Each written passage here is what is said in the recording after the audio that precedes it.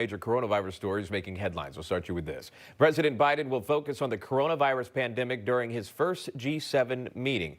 The Biden administration saying the president wants to discuss the economic recovery from the pandemic so countries can build back better and making investments to strengthen collective competitiveness. Biden will join other leaders this Friday for that virtual summit. UK Prime Minister Boris Johnson saying he wants a cautious but irreversible path out of the country's latest lockdowns for coronavirus. Johnson says that the government can't hesitate to push dates back if infection rates remain high. He also wants to start releasing states to ease the country out of the lockdown starting next week. The country has vaccinated 15 million people so far.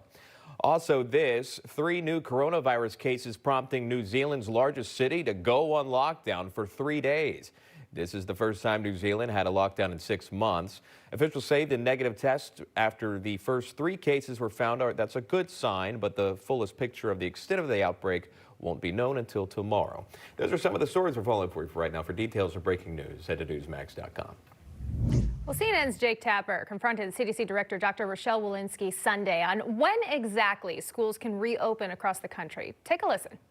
I have to say I feel a little dispirited after this conversation because I had high hopes that schools would be able to resume in-person learning because so many scientists and health officials, including you and Dr. Fauci and others, have been talking about the science supports opening the schools as much as possible. I know that a lot of teachers are very concerned, and I know that teachers' unions have been pushing back on this, but it sounds to me like you're asking for 100% mask compliance and a number of measures that we're never going to be able to achieve, and that makes me feel like, boy, I don't know if the schools are ever going to open until everybody's vaccinated.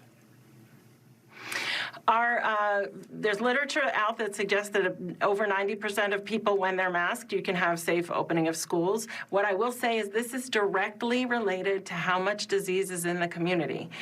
We have more flexibility in opening schools as our disease rates come down. So I would say this is everybody's responsibility to do their part in the community to get disease rates down so we can get our schools opened.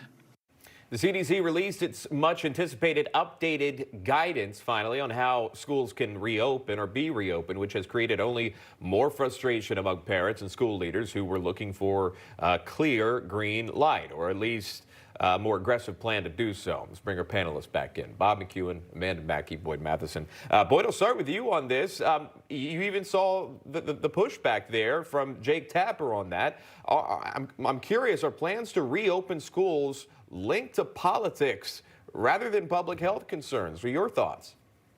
Yeah, the politics of it is really the problem because we send so many uncertain signals to parents, to administrators, to local authorities. And so we do have to follow the science to be sure.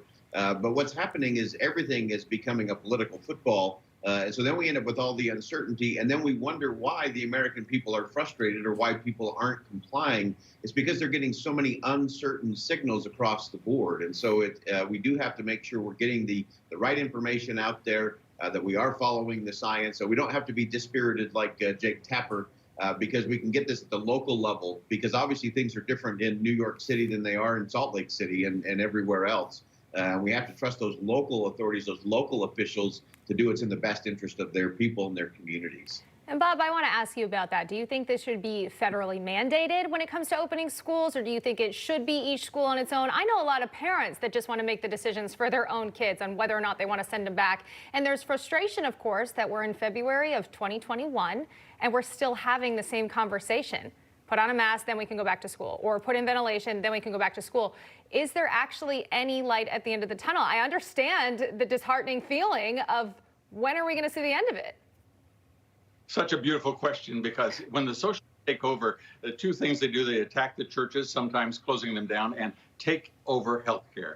Once I have a government-controlled healthcare system, I can tell you when you can cover your face and when you can't, when you have to be home in bed at a curfew, and when you can't, when you can travel. There is no better way to get control. I can shut down a school system based upon quote-unquote healthcare. And you're exactly right. That's why we have limited government. That's why we have state governments. The federal government, as Abraham Lincoln said, should do only those things which we cannot do better for ourselves. And I think parents can certainly do this much better than some bureaucrat bouncing back and forth between the CDC and the White House, depending on what the Democrat narrative is of the day. Let's play this. This is part of CDC Director Walensky's statement on reopening. Here's that. I want to be clear. With the release of this operational strategy, CDC is not mandating that schools reopen. These recommendations simply provide schools a long-needed roadmap for how to do so safely under different levels of disease in the community. Not mandating that schools reopen. So many parents have been struggling, as Rachel was just pointing out, children struggling as well. Jake Tapper voicing his concern that you saw. This whole process of getting this open, it cannot be forgotten that the teachers' unions are also playing a major role in this, Amanda. Right. When President Biden campaigned, he said that closed schools were a national emergency. He said that he would have the majority of schools open within his first 100 days. I don't think any parent out there thought a majority of schools would be 51% of schools operating at 1 day a week. Joe Biden needs to put his big boy pants on and stand up to the teachers' unions. He has to fight for our nation's children because we just saw last week a boy in Texas, a 12-year-old, commit suicide. This is causing long-term damage for our nation's children. And if he doesn't realize that he has to stand up to the unions, he's never going to be able to help our children get back to school. One thing I want to say about the teachers' unions, there is a teachers' union in Los Angeles, in the LA Unified School District, that has demanded that they defund the police, Medicare for all, creating a wealth tax, and a moratorium on charter schools before they go back to work. These people are getting paid to go to work, and they're not going to work, and they're standing up to President Biden, and he's not doing his job. And at the end of the day, the students are the ones suffering. Bob McEwen, Amanda Mackey, Boyd Mattson, all we have time for right now. Thank you so much. Thank you. All right.